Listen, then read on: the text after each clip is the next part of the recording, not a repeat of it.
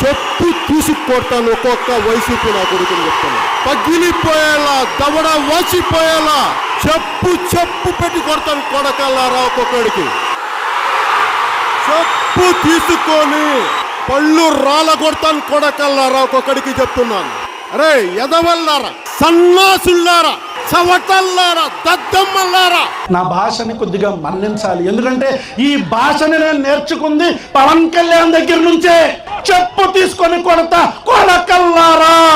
మతాల మధ్యలో చిచ్చు పెడితే చెప్పు తీసుకొని అటు ఇటు తిప్పి మార్చి కొడతాం కొడకల్లారా.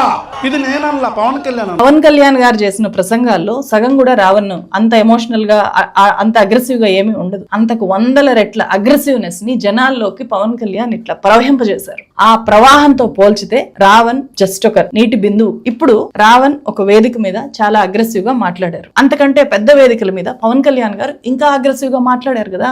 ఆయనే మాట్లాడినప్పుడు మనం మాట్లాడితే ఎలా తప్పవుతుంది? ఇది ప్రజాస్వామ్యం కదా అని చెప్పి ఒక వ్యక్తి తయారైతే అది ఎట్లా తప్పవుతుంది? దీనికి గవర్నమెంట్ సమాధానం చెప్పాలి. ముందు తెలుగుదేశం నాయకులను కంట్రోల్ చేయండి. మీ ఆర్పీ ఏం మాట్లాడుతున్నాడు, మీ నాయకులు ఏం మాట్లాడుతున్నారు, వాళ్ళని కంట్రోల్ చేసి మా దగ్గరికి రమ్మని నేను గౌరవప్రదంగా కోరుకుంటూ, ఈ రోజు జరిగినటువంటి ప్రతి ఒక్క సంఘటనకి ప్రభుత్వమే బాధ్యత వహించాలి.